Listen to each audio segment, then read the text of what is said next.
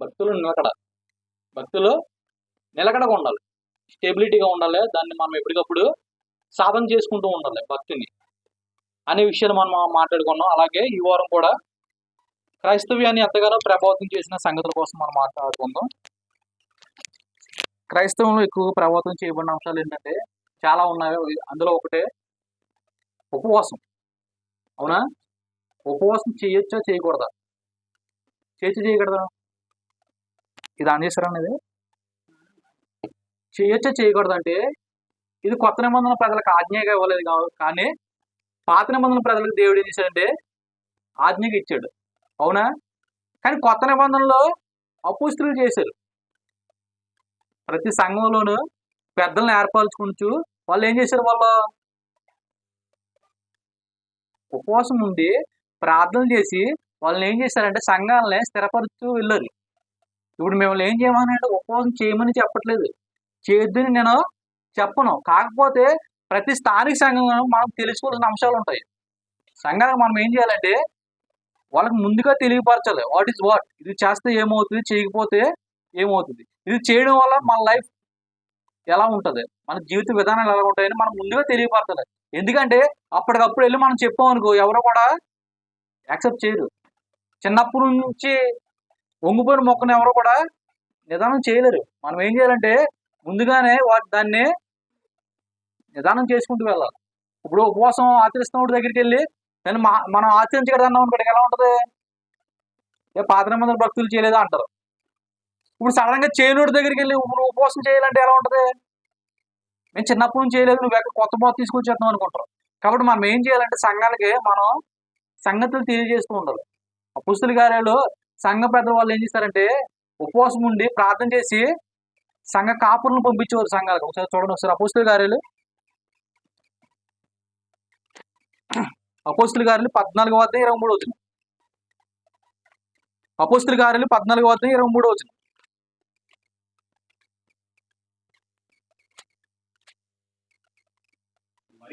మరియు ప్రతి సంఘములోను వారికి పెద్దలను ఏర్పరిచి ఉపవాసం ఉండి ప్రార్థన చేసి వారు నమ్మిన ప్రభువుకు వారిని అప్పగించారు. ఎవరిని?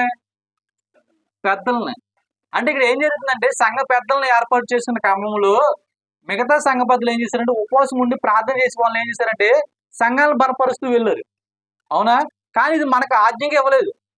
ఉపవాసం అనేది మీరు చేయండి అని ఖచ్చితంగా మనకి కొత్త నిబంధనలు ఎక్కడో కూడా తెలియపరచలేదు. కానీ పాత నిబంధనలో దేవుడు చేశాడంటే ఇశ్రాయేలు ప్రజలకి ప్రతి సంవత్సరం కూడా నువ్వు సంవత్సరానికి ఒకసారి ఏం చేయాలంటే ఉపవాసం ఉండాలి.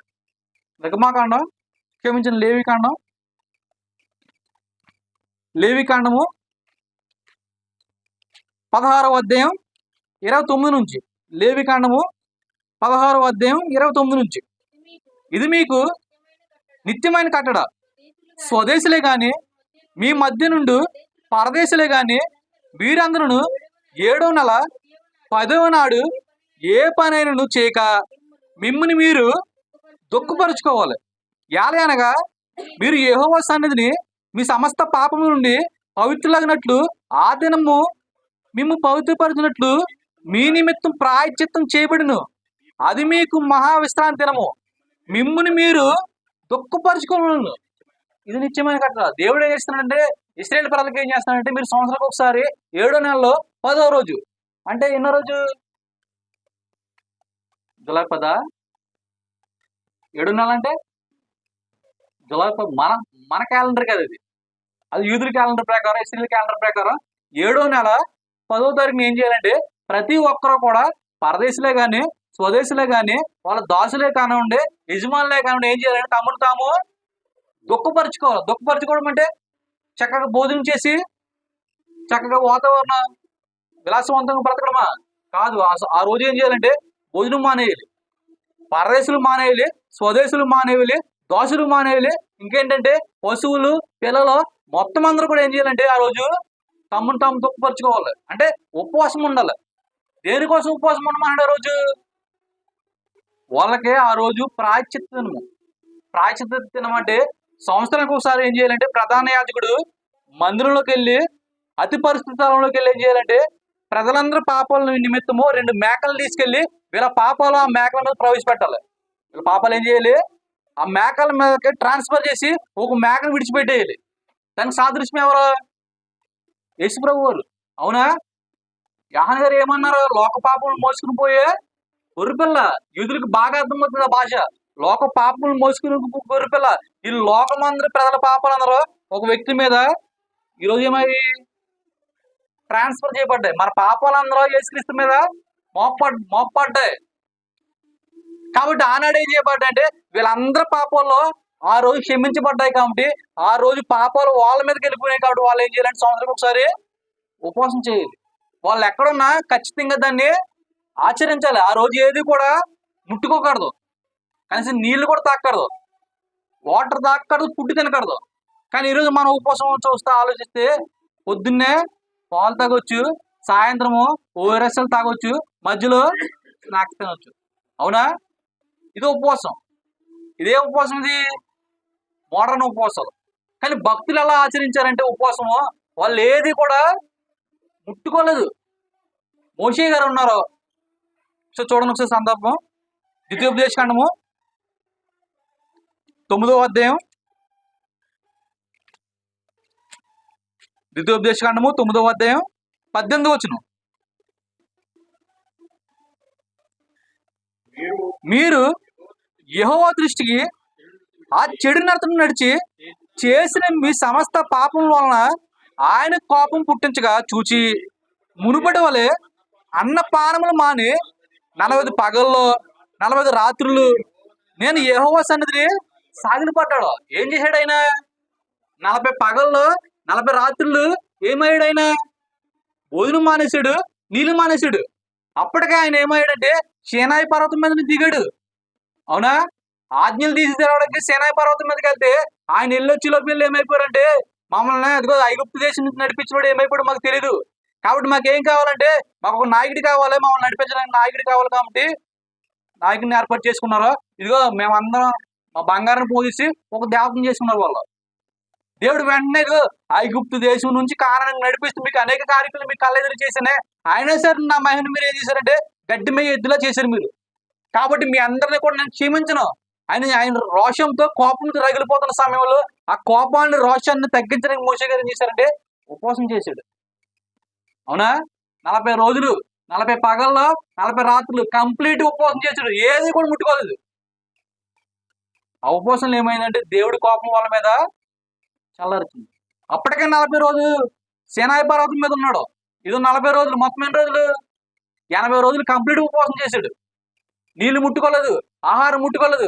అయినా సరే ఆయన ఎలా ఉన్నాడంటే దిట్టంగా ఉన్నాడు. ఆయన చనిపోయాడు. ఆయనకి ఎలా ఉన్నాడు? ఆయన ఒంట్లో సత్తువు తగ్గలేదు, దృష్టి మాన్యం తగ్గలేదు. అంటే దేవుని భక్తి పరుల మీద ఆయన కృప ఎప్పుడు కూడా అలా ఉంటుంది. కానీ నిదర్శనం మోషే గారు. ఇప్పుడు మనము ఉపవాసాలు చేస్తాం. మనం ఎలాగంటే టైంకి తినాలి. ఒక 2 రోజులు గట్టిగా మానేస్తే మనం ఏమైపోతాం? నీరసపడిపోతాం. పొట్టి శ్రీరాములు గారు ఉన్నారు. అవునా? ఆయన 58 రోజులు ఆమర నిరాహార దీక్ష చేశాడు. దేనికోసం? స్టేట్ డేవిడ్ కోసం. అంటే ఒకప్పుడు మనం తమిళనాడు, ఆంధ్రప్రదేశ్ కలిసి ఉండేవి. ఈ తెలుగోళ్ళు ఆ తమిళోళ్ళకి లాంగ్వేజ్ ఫీలింగ్ చాలా ఎక్కువ. వాళ్ళకి భాష అంటే పిచ్చి. మనకు కుల పిచ్చి ఉండొచ్చు కదా, అలాగే వాళ్ళకి భాష అంటే చాలా పిచ్చి. తమిళ్ మనల్ని ఏం చేస్తున్నారంటే మనల్ని తొక్కేస్తున్నారు. మనల్ని తెలుగోళ్ళ కింద మాకు గుర్తింపు ఉండట్లేదని పొట్టి శ్రీరాములు అతను ఏం చేశాడంటే మాకు సెపరేట్గా మమ్మల్ని విడదీసేయండి, వీళ్ళు మాకు గౌరవం ఇవ్వట్లేదు, మాకు చాలా చిన్న చూపు చూస్తున్నారని ఆయన ఏం చేశాడంటే నిరాహార దీక్ష చేశాడు. 58 రోజులు చేశాడు. ఆ 58 రోజులు ఆయన ఎలా అయిపోయింది తెలుసా? ఆయన నోట్లో నుంచి ముక్కులో నుంచి పురుగులు వచ్చేసింది. అంటే లోపల అవయవాలన్నీ కూడా పురుగులు పట్టేసింది. కంప్లీట్ నిరాహార దీక్ష. ఆయన చనిపోయిన తర్వాత ఆయన నిరాహార దీక్ష చేస్తున్న ఎవరు కూడా మద్దతు ఇవ్వలేదు ఆయనకి. కానీ చనిపోయిన తర్వాత మొత్తం స్టేట్లో ఉన్న తెలుగు వాళ్ళందరూ కూడా ఆయనకి మద్దతు తెలిపి ఆయన శవాన్ని పట్టుకుని మద్రాసులు స్ట్రైకులు చేస్తుంటే అప్పుడు కేంద్రం దిగి వచ్చి స్టేట్లు డివైడ్ చేసింది. 58 రోజులు. అంటే మనిషి సాధారణంగా ఉపవాసం ఎన్ని రోజులు ఉండొచ్చు. అవునా? అంటే మనం భక్తితో ఉండం కాబట్టి మనకి ఏమైపోతుంది? టైంకి మనకి వెళ్ళిపోవాలి. మనందరికీ కూడా ఈరోజు సుఖవంతమైన జీవితాలకు అలవాటు పడిపోయాం. మనందరికి కూడా ఏం లేదంటే భక్తి లేదు. చాలా మంది దగ్గర జ్ఞానం ఉంటుంది తప్ప ఏముంటుందంటే భక్తి ఉండదు. మనం ఏం చేస్తామంటే చేసేవాడిని చూసి కామెంట్లు చేస్తాం. మనం చేసేవాడిని చూసి ఏం చేస్తాం, కామెంట్లు చేస్తాం తప్ప మనం ఆడు ఎందుకు చేస్తున్నాడు, ఎందుకు ఆశిస్తున్నాడు మనకి అది అర్థం కాదు. మోషే గారు ఉపవాసం దేనికి చేశారు? ప్రజలందరూ ప్రయోజనం కొరకు ఉపవాసం చేశాడు. అవునా? అక్కడ జనమందరూ దేని కొరకు ఉపవాసం చేశారు? వాళ్ళ పాపాన్ని దేవుడు ఆ రోజు క్షమించి వేశాడు కాబట్టి వాళ్ళు ఉపవాసం చేశారు. అది బైబిల్లో ఉపవాసం అనేక రకాలుగా చేశారు. వాళ్ళు పర్సనల్గా ఉపవాసం చేశారు, యుద్ధంలో విజయాల కొరకు కూడా ఉపవాసం చేశారు. వాళ్ళు యుద్ధంలో విజయాల కొరకు ఉపవాసం చేశాడు. న్యాయాధిపతుల గ్రంథము, న్యాయాధిపతులు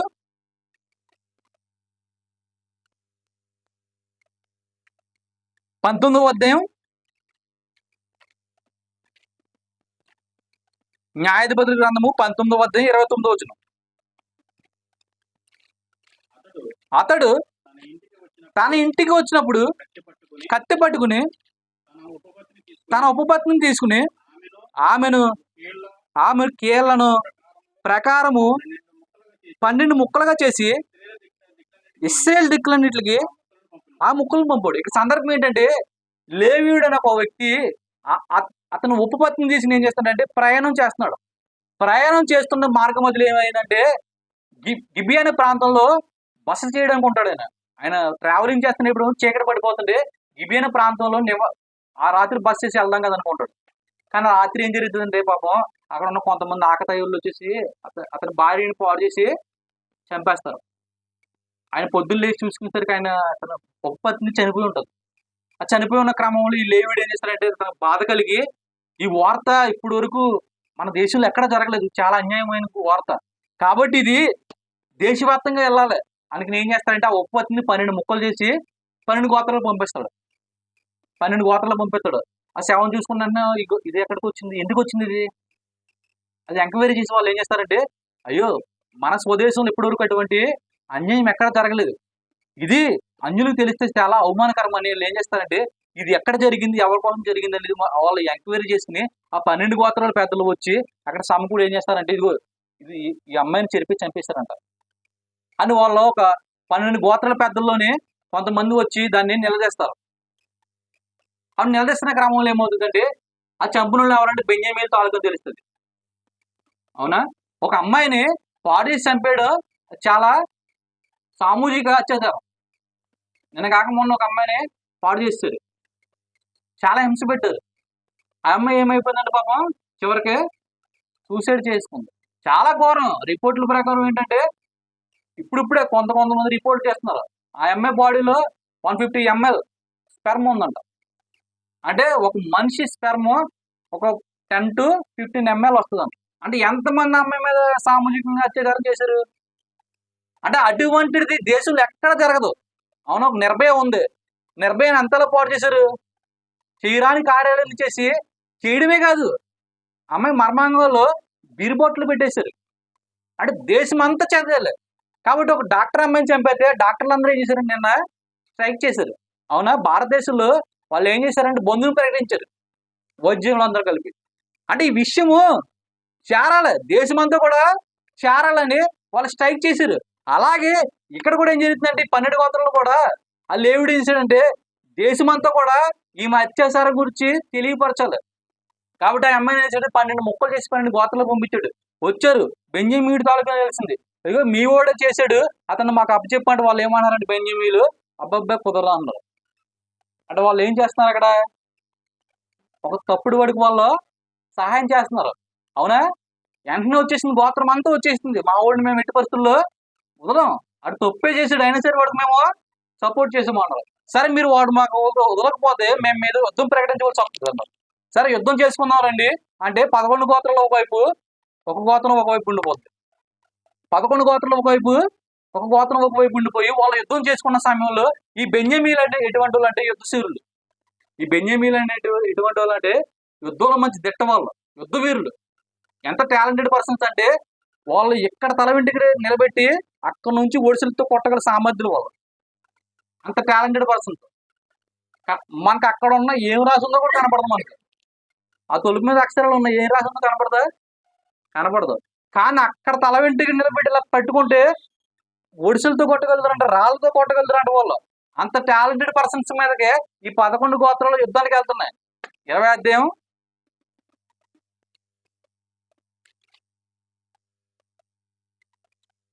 16 వచనం. ఆ సమస్త జనులలో ఏర్పరచబడిన 700 మంది ఎడమ చేతి ఓటం గలవారు. వీరిలో ప్రతి వాడును గురిగా నుంచబడిన తల వెంట్రుక మీదకి ఒడిసెల రాయి తప్పక విసరగలడు. వాళ్ళందరూ కూడా ఏం చేయగలరంట వాళ్ళు గురి తప్పకుండా తల వెంట్రుక కొట్టగలరంట. అటువంటి టాలెంటెడ్ పర్సన్స్ మీదకి 11 గోత్రాల వారు యుద్ధానికి వెళ్తున్నారు. యుద్ధానికి వెళ్తున్న క్రమంలో ఏమైందంటే కింద చదవండి 22, 23.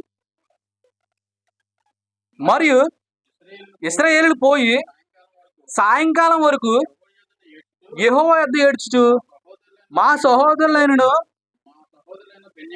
ఆ బెన్యామీయులతో యుద్ధం చేయుటకు తిరిగిపోదుమా అని యెహోవా యొద్ద విచారం చేయగా, యెహోవా వారు యుద్ధం చేయబడని సెలవిచ్చిన. 27వ వచనం.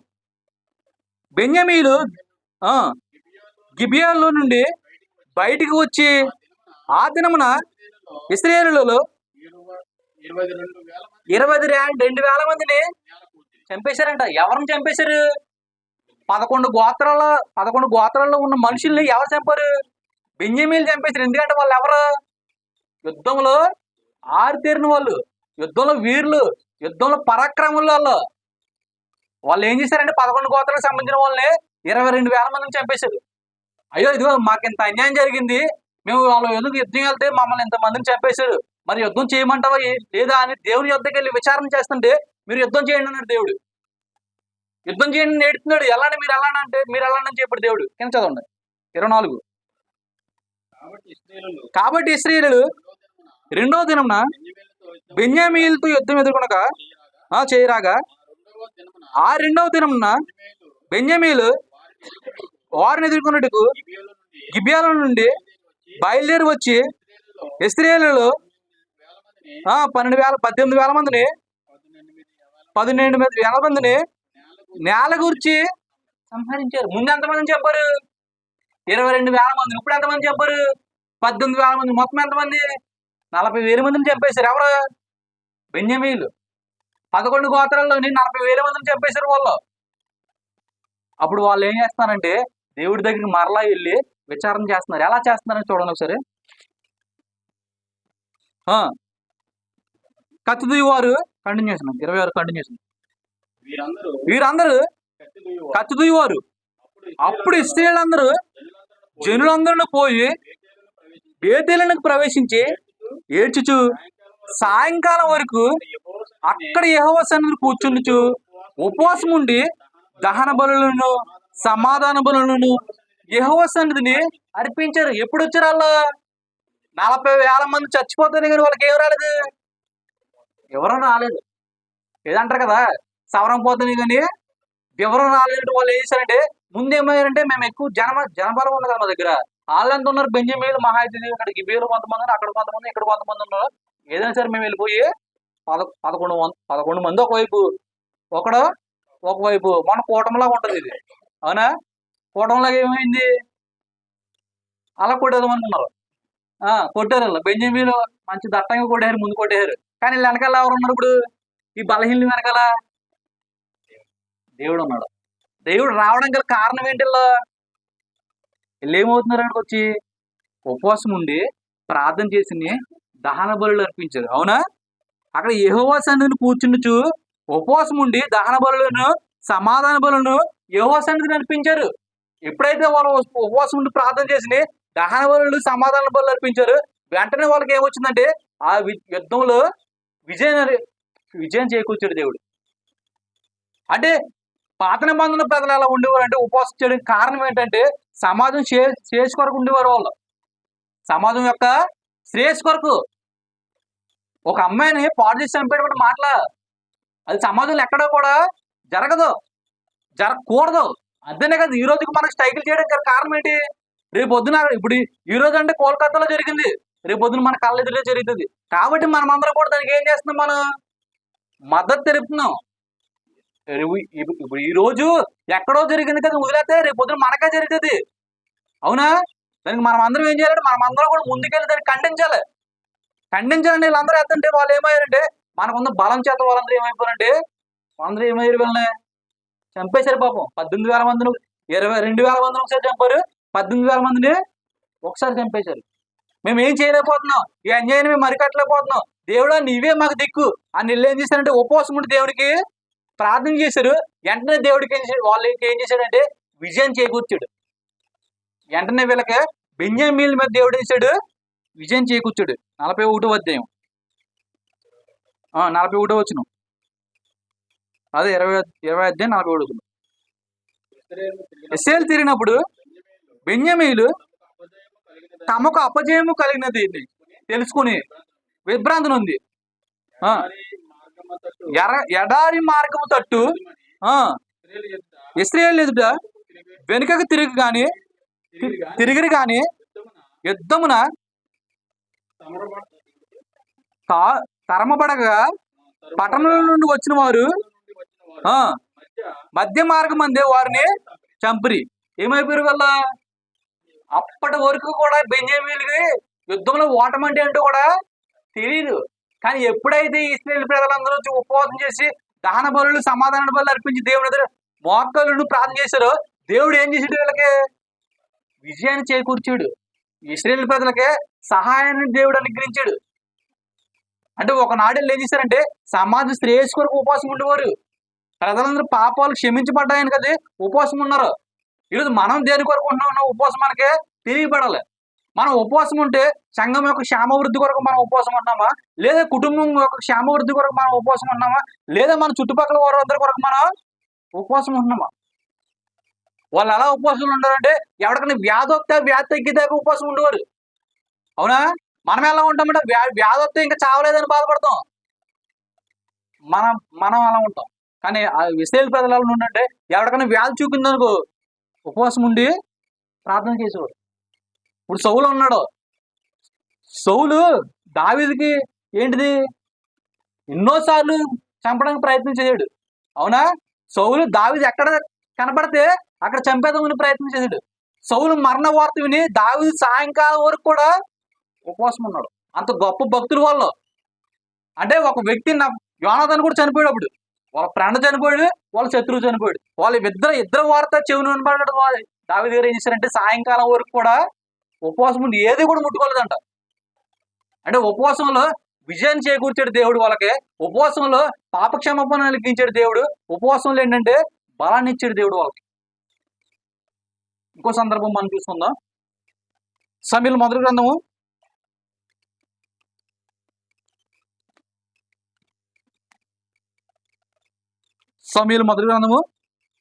7వ అధ్యాయం 6వ వచనం నుంచి. మొదటి సమూయేలు గ్రంథము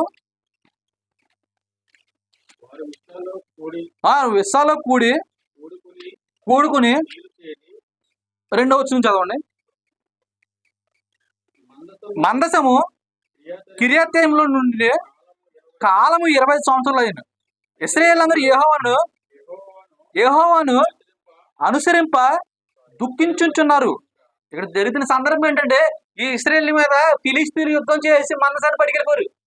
ఆ మందసం కోసం వీళ్ళు ఏం చేస్తున్నారంటే దుఃఖిస్తున్నారు. చదవండి. సమూయేలు ఇశ్రాయేలందరితో ఎట్లా అన్నాడు? మీ పూర్ణ హృదయంతో యెహోవా యొద్దకు మీరు మళ్ళీ కొని అన్య దేవతలను అస్తోరెతు దేవతలను మీ దగ్గర తీసివేసి పట్టుదల కలిగి యెహోవా తట్టు మీ హృదయములు తిప్పుకోండి, ఆయన సేవించండి. అప్పుడు ఆయన ఫిలిష్తీయుల చేతులు మిమ్మల్ని విడిపిస్తాడు.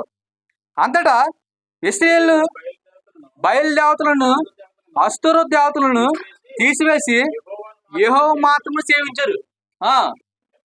చదవండి. అంతటా సమూయేలు ఇశ్రాయేలందరినీ మిస్పాకు పిలువనంపించింది. నేను మీ పక్షముని యెహోవాకు ప్రార్థన చేదని చెప్పగా వారు మిస్పాలో కూడుకుని నీళ్లు చేది యెహోవా సన్నిధిని కుమ్మరించి ఆ దినం ఉపవాసం ఉండి యెహోవా దృష్టికి మీ పాపాత్మలను ఒప్పుకొనిరి.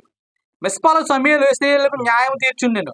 ఇశ్రాయేలు మిస్పాలో కూడి ఉన్నారని ఫిలిస్తీన్లు విన్నప్పుడు ఫిలిస్తీన్లు సర్దారులు ఇశ్రాయేల్ మీదకు ఈ సంగతి ఇశ్రాయేల్ మీద ఫిలిస్తీన్ల మీద భయపడి మన దేవుడు యెహోవా ఫిలిస్తీన్ల చేతుల నుండి మమ్మల్ని రక్షించిన మా కొరకు ఆయనకు ప్రార్థన చేయడం మానవద్దని సమయంలో అర్థమానం చేశారు. వీళ్ళు భయపడిపోతున్నారు. ఎవరి కొరకు అంటే ఫిలిస్తీన్ల కొరకు భయపడిపోతున్నారు. వీళ్ళు ఫిలిస్తీన్ల యుద్ధంలో ఓడించి వాళ్ళ మందసాన్ని తీస్తే భయపడుతున్నారు. ఫిలిస్తీన్ అంటే ఎలా ఉంటారు? యుద్ధశీలు, బలత్కారులు. గొలియాత్ తెలుసా? గొలియాత్ వస్తే ఎలా ఉంటది?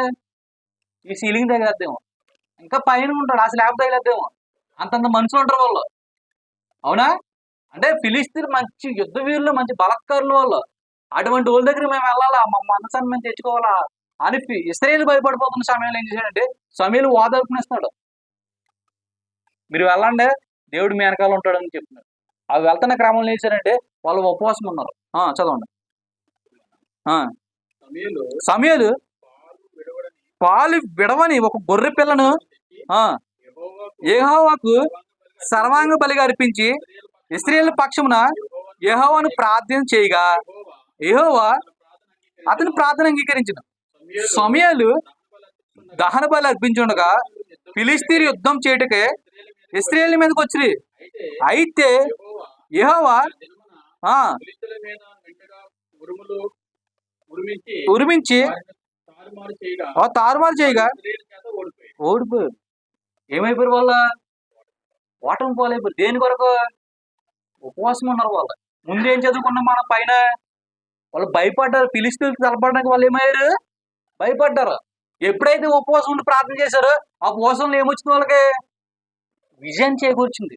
దేవుడే వాళ్ళ ఉరుములతో తారుమారు చేశాడు. వాళ్ళ యుద్ధంలో కూడా వెళ్ళలేదు వాళ్ళు. అంటే ఉపవాస ప్రార్థనకి అంత శక్తి ఉంటుంది. ఒకప్పుడు భక్తి పరులు దాన్ని ఆచరించారు, దాని యొక్క ప్రతిఫలన పొందారు. వాళ్ళు దాన్ని ఎలా ఆచరించారంటే కంప్లీట్ గా ఆచరించారు. పొద్దున్నే పాలు తాగి మధ్యాహ్నం టిఫిన్ తిని సాయంత్రం స్నాక్స్ తినలేదు వాళ్ళు. కంప్లీట్ గా ఫుల్ డే 40 days అంటే 40 days దాన్ని కంప్లీట్ గా ఆచరించారు. కాబట్టి దాని యొక్క ఫలాలు వాళ్ళు అనుభవించగలిగారు. మరి మన ఉపవాసాలు ఎలా ఉంటుందో తెలుసా? యేసుక్రీస్తు వారు ప్రభువు శ్రమలు పొందారు.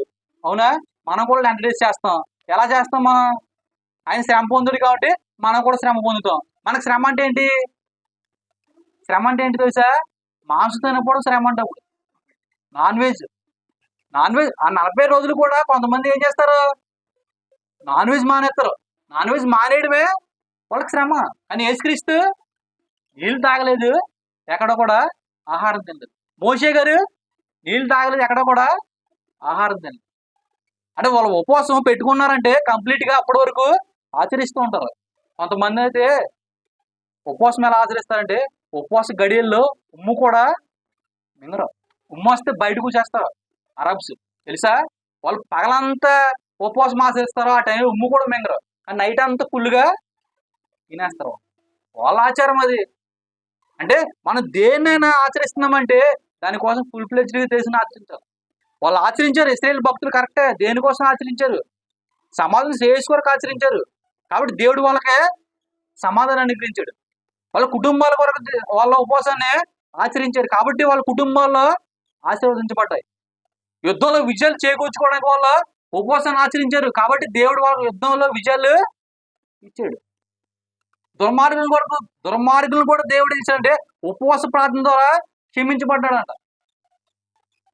ఆహాబు మనందరికి తెలుసు. అవునా? మొదటి రాజుల గ్రంథము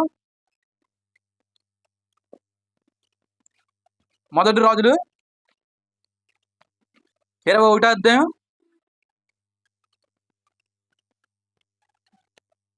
21వ అధ్యాయం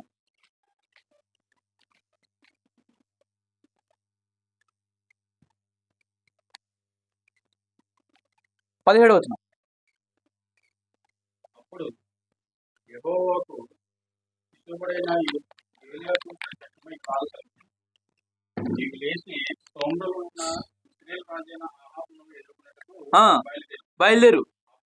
అప్పుడు నాబోతు యొక్క ద్రాక్ష తోటలో ఉన్నాడు. అతడు దాన్ని స్వాధీనపరచుకోబోతున్నాడు.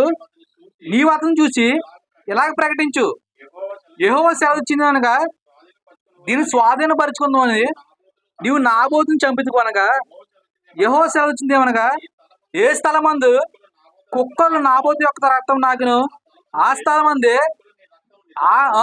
నిజముగా నీ స్థలము నీకు చెప్తే జరిగిన సందర్భం మనందరూ తెలుసు. ఆహాబు అనే రాజు నాబోతు ద్రాక్ష తోటని అన్యాయంగా తీసుకుంటాడు. అవునా? ఈ అన్యాయంగా తీసుకున్న క్రమంలో ఏం చేస్తాడంటే ఆహాబుని ఏం చేస్తాడు ఈయన? ఆహాబు ఏం చేస్తాడు? నాబోతుని చంపించేస్తాడు. ఆ చంపించేసిన తర్వాత ఏం చేస్తాడంటే వెంటనే దేవుడు ఇన్వాల్వ్ అయ్యి ఏలియాని పంపిస్తాడు. ఏలియా అదిగో అతడు నాబోతుని చంపించేసాడు, నాబోతుని చంపేసి అతను ద్రాక్ష తోటని ఇతను స్వాధీనపరుచుకున్నాడు కాబట్టి నువ్వు వెంటనే ఇమీడియట్గా వెళ్ళు. అతను ద్రాక్ష తోటలో ఉండగా నువ్వు వెళ్ళి ఏం చెప్తావు అంటే ఎక్కడైతే నాబోతు రక్తం కుక్కలు నాకినాయో రక్తాన్ని, అలాగే నీ కూడా దేవుడు అలాగే చేస్తాడని ఏలియా ద్వారా నీకు ఏం చేస్తాడంటే వార్నింగ్ ఇప్పిస్తున్నాడు.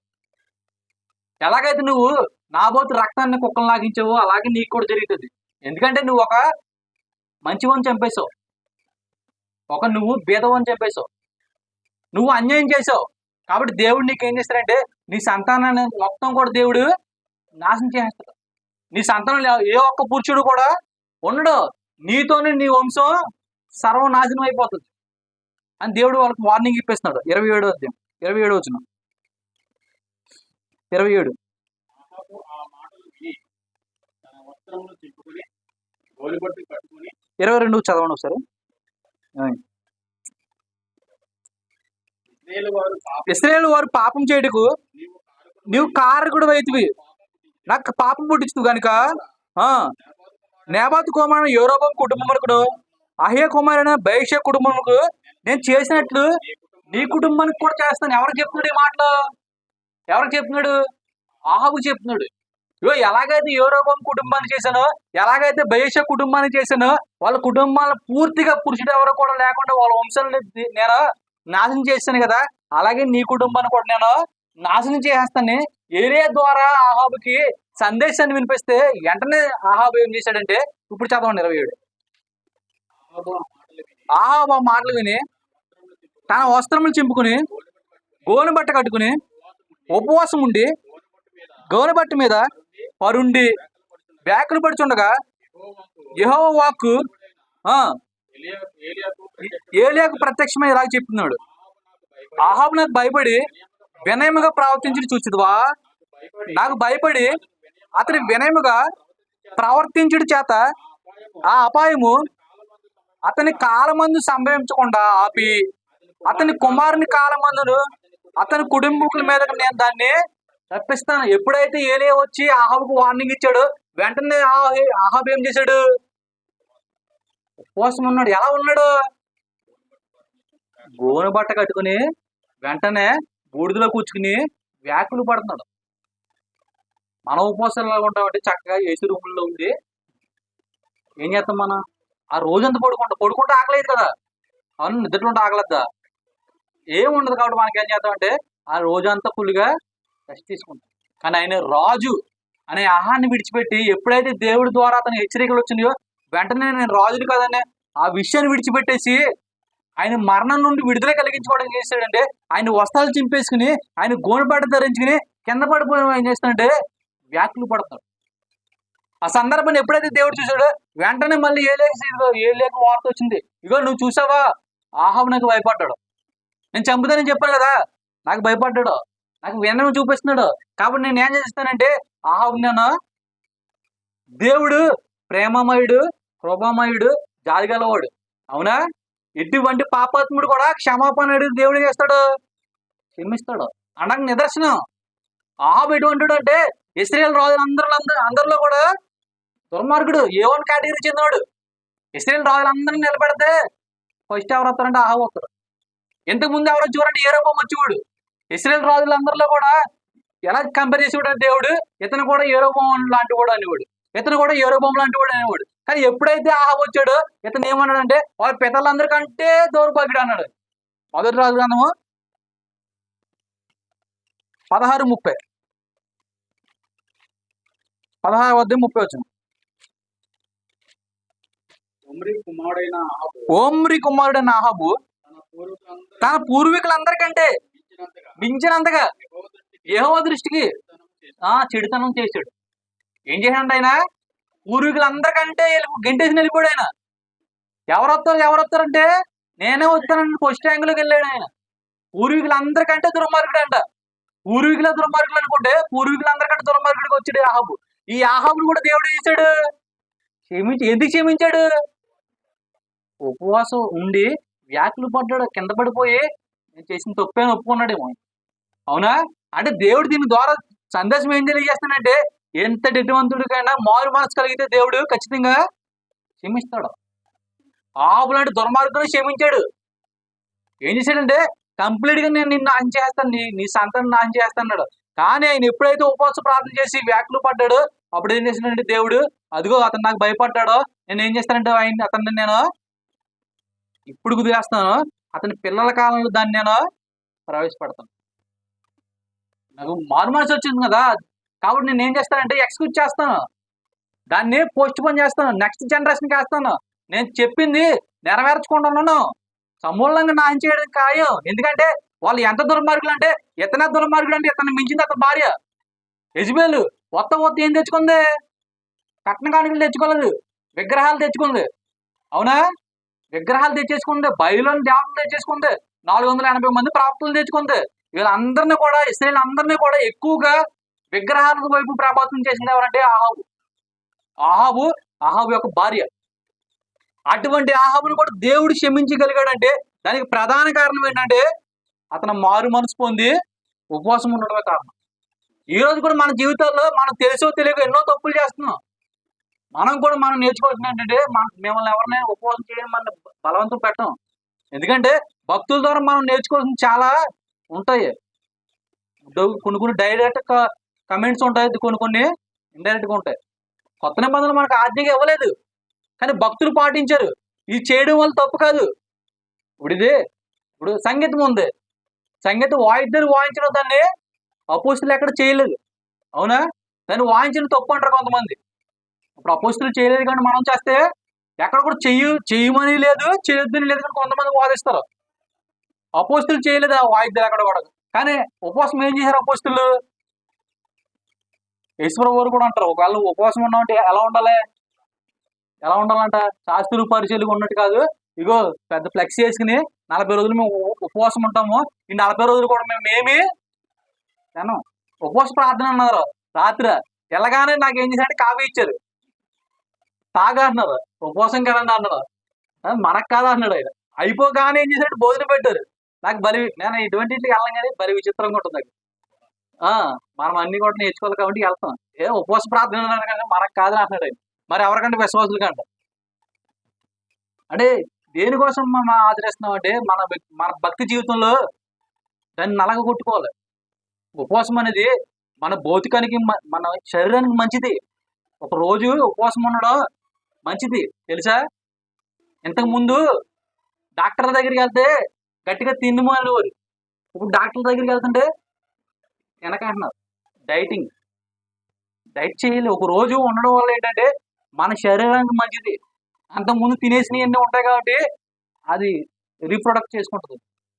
మనం ఎప్పటికప్పుడు తినేసి చక్కగా కూర్చొని ఉన్నాం అనుకో, మన దేహాలు మన కంట్రోల్లో ఉండవు తెలుసా? చక్కగా తినేసి ఉన్నాం అనుకో మన కంట్రోల్లో ఉండవు. తినకుండా ఉన్నామంటే మన దేహం మన మాట ఉంటుంది. కాబట్టి ఒకటి మన హెల్త్ మన శరీరానికి మంచిది, రెండు మన ఆత్మీయ కూడా మంచిదే. బైబిల్లో భక్తులేమో వాళ్ళ అమాయకులు కదా, వాళ్ళు ఆచరించారంటే దావీదు గారు ఉన్నారు, ఎన్నోసార్లు ఉపవాసం చేసాడు. దానియేలు గారు ఉన్నారు, ఎన్నోసార్లు ఉపవాసం చేసాడు. ఎస్తేర్ ఉంది, ఎవరి కోసం చేసింది? కానీ జనాంగం రక్షించుకోవడానికి చేసింది. చాలా ఉంటుంది. దీన్ని దేవుడి చిత్తం అయితే మరలా వచ్చే వారం కూడా మనం కంటిన్యూ చేసుకుంటాం. ఉపవాసం ఉంటే మనం ఎలా ఉండాలి, ఎందుకోసం ఉండాలి కూడా మనం ఆలోచన చేసుకుందాం. ప్రస్తుతానికి వాళ్ళు ఉన్నారో వాళ్ళ జీవితాల్లో దేవుడు వాళ్ళకి ఏం చేశాడు? సహాయాన్ని అనుగ్రహించాడు. యుద్ధాల్లో సహాయాన్ని అనుగ్రహించాడు. వాళ్ళ భక్తి జీవితంలో దేవుడు వాళ్ళకి సహాయాన్ని అనుగ్రహించాడు. భయపడిపోతుంటే ఉపవాస ప్రార్థన అంటే వాళ్ళకి దేవుడు సహాయాన్ని అనుగ్రహించాడు. అంటే ఒకటి పర్సనల్ ఉపవాసం ఉంటుంది, రెండు సంఘ ఉపవాసం ఉంటుంది, మూడు సమాజం కోసం దేశం కోసం చేసుకునే యుద్ధంలో దేవుడు మనకు సహాయాన్ని అనుగ్రహించాలన్నా ఉపవాసంతోనే దాన్ని ఏం చేసుకోవాలి, మనం సాధించుకోవాలి. ఇదే ఉపవాసం దేవుడు ఏం చెప్తున్నాడంటే, మేము ఉపవాసం ఉన్నా నీవు మమ్మల్ని పట్టించుకోలేదు అంటాడు. అవునా? యెషయా గ్రంథంలో మేము ఉపవాసం ఉండి ప్రార్థన చేసామే నీకు, అయినా సరే నువ్వు మాకేం చేయలేదు. ఏం చేయాలంటే వాళ్ళ అసలు దేవుడు పట్టించుకోలేదంట. ఎప్పుడు ఇదిగో ఇన్ని సందర్భాల్లో ఇప్పుడు చదువు మనం 3-4 సందర్భాలు చూసుకున్నాం. ఈ సందర్భాలన్నింటిలోనే కూడా ఎప్పుడైతే ఉపవాసం ఉండి దేవునికి ప్రార్థన చేసుకున్నారో వెంటనే దేవుడు వాళ్ళకి ఏం చేశాడు, సహాయాన్ని అనుగ్రహించాడు. అటువంటి దేవుడు ముందుకు వెళ్తున్నప్పుడు ఉపవాసం ఉన్న దేవుడు వాళ్ళకి ఎందుకు సహాయాన్ని అనుగ్రహించలేదు అనేది మనం వచ్చే వారం ఆలోచన చేసుకున్నాం. కాబట్టి ఇప్పుడు కూడా ఎంత శ్రద్ధగా ఉన్న మీ అందరికి కూడా ప్రభు యేసుక్రీస్తు నామమున వందనాలు తెలియజేసుకుంటూ ఈ యొక్క నా మాటలు ముగిస్తున్నాను. మీ అందరికి కూడా అవును.